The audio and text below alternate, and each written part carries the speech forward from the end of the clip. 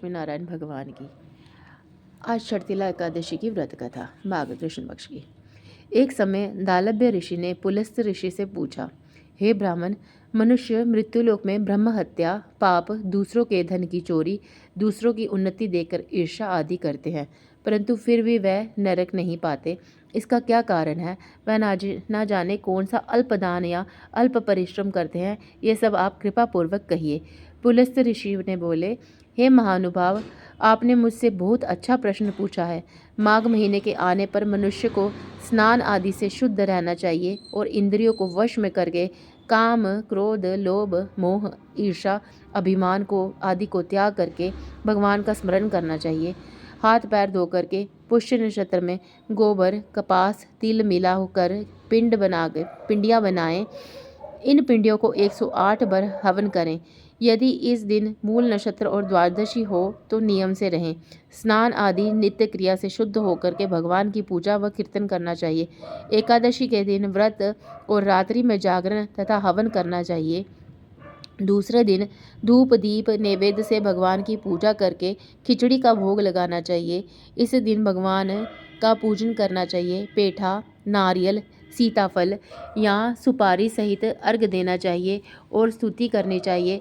हे भगवान, आप अशरणों को शरण देने वाले हैं, आप उद्धार कीजिए। हे पुंडरीकाक्ष, हे कमल नेत्रधारी, हे विश्व भगवान, हे जगत गुरु, आप लक्ष्मी जी सहित मेरे इस तुच्छ अर्घ को स्वीकार करो।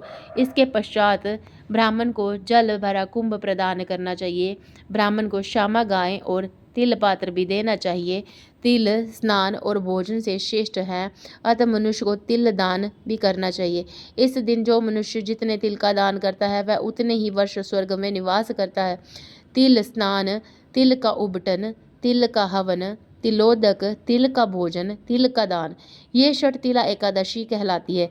इस दिन इसके अनेक प्रकार से पाप नष्ट हो जाते हैं।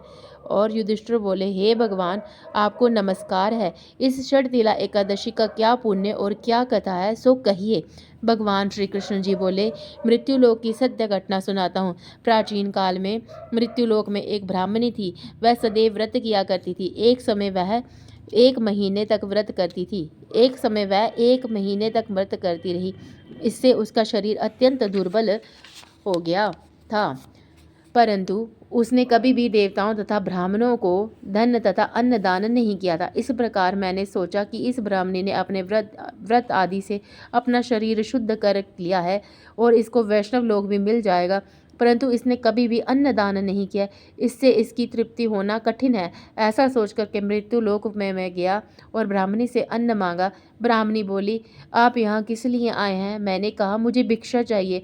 उसने मुझे एक मृत्तिबंड दे दिया, मिट्टी का पिंड दे दिया, तो मैं उसे लेकर के लौट आया। कुछ समय बीतने पर ब्राह्मणी भी शरीर त्याग कर स्वर्ग आई। मृत्युपिंड के प्रभाव से उसे एक घर मिला, परंतु उसने उस घर में अपने को वस्तुओं से शून्य पाया और वह मेरे पास आई और बोली, हे भगवान, मैंने अनेकों व्रत आदि से आपकी पूजा की है, परंतु फिर भी मेरा घर अशून्य से वस्तुओं से शून्य है। मैंने कहा, तुमने अपने घर जाओ, देव स्त्रियां तुम्हें देखने आएंगी। जब तुम उनसे षटतिला एकादशी की पुण्य और विधि सुन लो तब ही द्वार खोलना। भगवान के वचन सुनकर वह अपने घर को गई और जब देव स्त्रियां आकर के द्वार खुलवाने लगी तब ब्राह्मणी बोली, यदि आप मुझे देखने आई हैं तो षटतिला एकादशी की व्रत महत्वा की कथा सुनाइए। उनमें से एक देव स्त्री बोली, सुनो, मैं कहती हूँ। जब उसने षटतिला एकादशी का महात्म्य सुना दिया तब ब्राह्मणी ने द्वार खोला। देव स्त्रियों को उसने सब स्त्रियों से अलग पाया। ब्राह्मणी ने भी देव स्त्रियों के कहे अनुसार षटतिला का व्रत किया और इसके प्रभाव से उसका घर धन धान्य से परिपूर्ण हो गया। फिर अतः मनुष्यों को षटतिला एकादशी का व्रत करना चाहिए। इससे मनुष्यों के जन्म जन्म की आरोग्यता प्राप्त होती है, जन्म जन्म में आरोग्यता प्राप्त होती है और दरिद्रता नष्ट होती है। इस व्रत से मनुष्य के समस्त पाप नष्ट हो जाते हैं।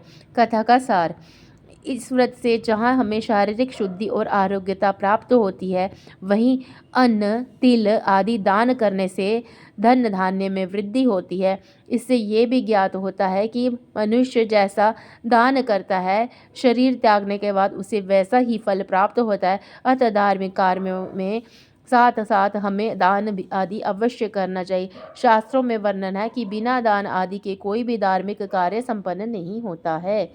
जय हो। जय हो श्री लक्ष्मी नारायण भगवान की जय। कथा समाप्त।